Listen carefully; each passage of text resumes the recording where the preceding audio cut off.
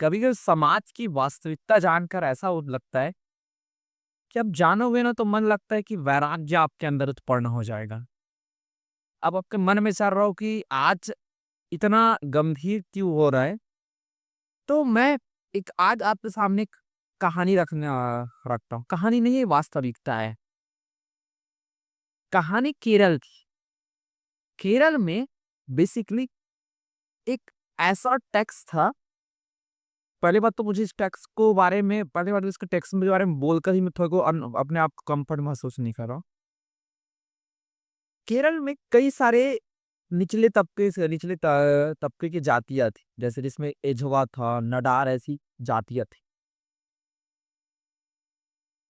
केरल में 1924 तक बेसिकली एक ऐसा टैक्स पूरा केरल के अभी केरल के सिर्फ त्रावणकोर जो इलाका है वहाँ एक ऐसा टैक्स बेसिकली चल रहा था 1924 पर, जिसके बारे में बताकर भी थोड़ा-सा मुझे लगता है अपने मन में मेरे को कहीं न कहीं वो बात रह जा रही कि ये कैसा टाइप का चीज़ है। टैक्स कुछ ऐसा था कि देखिए, वहाँ पे जो निचले तबके के मेल पर्सन जो है पुरुष है, उनको अपने हेड पे कपड़े रखने के लिए हेड टैक्स देना पड़ता है। तो ये तो चलो ठीक है, नॉर्मल परिस्थिति भी समझते हैं, इसमें कोई बड़ी बात नहीं है। दूसरा जो टैक्स है उसको ब्रेथ टैक्स बोलते हैं, स्तन टैक्स बोलते हैं। अब ये है क्या?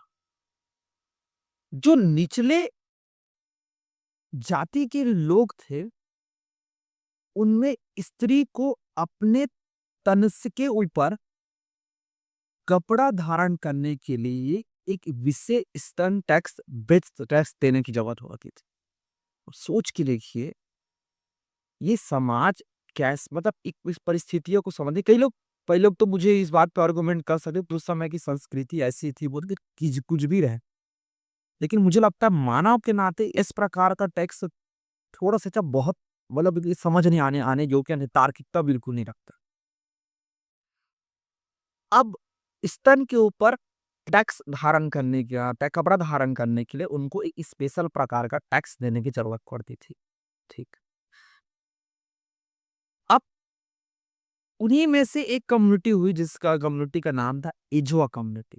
और एजुआ कम्युनिटी में उस वीरांगना को मैं सलाम करता हूँ, जिसका नाम था नंदेली। आप जाओगे, आप यूट्यूब में अरे गूगल में अगर आप सर्च करोगे तो पूरी कहानी आपको मिल जाएगी, पूरी कहानी इस पे खिंचा है।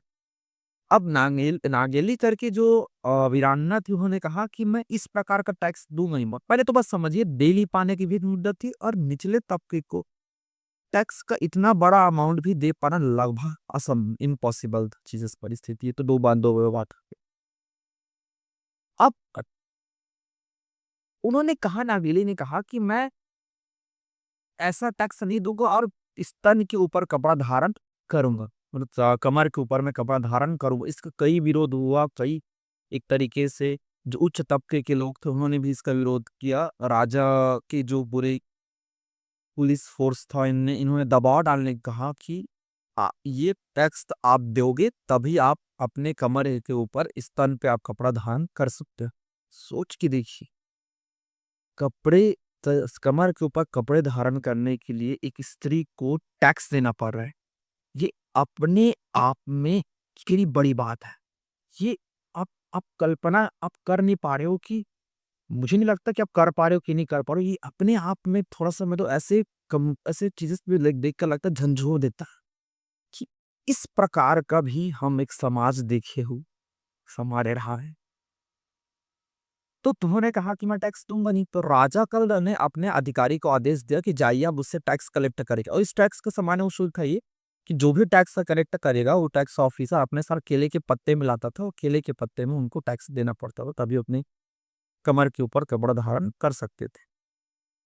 अब नागेली के पास आए और तेजू उनको कई समझाने के प्रयास किए, पूरे लोगों ने उस पर दबाव डाला कि आपको इस प्रकार का टैक्स आपको देना पड़ेगा ही, इस प्रकार का आपको टैक्स देना इम्पोज़ करना पड़ेगा ही।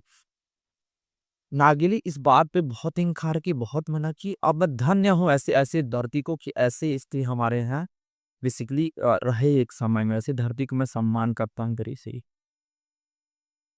ये वास्तव में मॉडर्नाइज़ेशन का मीनिंग है जो उन्होंने कर दी। उन्होंने क्या किया, पहले तो उन्होंने वो केले का पत्ता लेकर अपने बेसिकली आ, अपने घर के अंदर ही, पर सबको लग रहा था कि वो टैक्स लेकर आएगी बोल के। उस समय बाद उनको बाहर निकल देकर पूरा समाज दंग रह गया। जो अधिकारी थे दंग रह गए थे। उन्होंने अपने स्तन को काट कर टैक्स के रूप में प्रस्तुत कर दिया कि मेरे पास टैक्स नहीं है, पैसा नहीं है, मैं कहाँ से। सोचिए, इस स्तन को काट कर दे दिया गया कि मैं कहाँ से टैक्स दूं। इतना एक तरीके से अपने आप में जज्बा उत्पन्न थी। और इस उसके बाद अब चूंकि पूरी शरीर लहूलुहान हो गया था, तो घंटे 1.5 घंटे में उसकी मृत्यु हो गई। लेकिन उन्होंने पूरा समाज को एक तरीके से मोटिवेट कर दिया, समाज को पूरी तरीके से एक दिशा दे दी कि ये बात गलत है। कि इस प्रकार का हमें आज ऐसे व्यक्ति की जरूरत है जिस बात का विरोध करे कि जो गलत है वो गलत ही, किसी भी तरीके, किसी भी मानने में वो सही साबित नहीं हो सकता। आधुनिकता का मीनिंग हमें समझना पड़ेगा, विचारों में आधुनिकता लानी पड़ेगी, तब जाकर एक सभ्य सुयोग्य समाज का निर्माण हो सकता है। तो कहते कई इतिहासकार कहते हैं उसके बाद तो पूरा बहुत दबाव पड़ा राजा पर, बहुत दबाव पड़ा कि ये गलत है बोल के। तो उन्होंने एजो एक पर्टिकुलर था, बहुत सारे बोले, उन्होंने एजो कम्युनिटी पे इस प्रकार के टैक्स को मना कर दिया। बाद में कई सारे और कम्युनिटी ने और उन्होंने इस बात का विरोध किया। 1924 में जाकर ये टैक्स को हटाया। ओके, आप गूगल पे जाकर देखिए ना, ये चीजें सबको मिल जाएगी।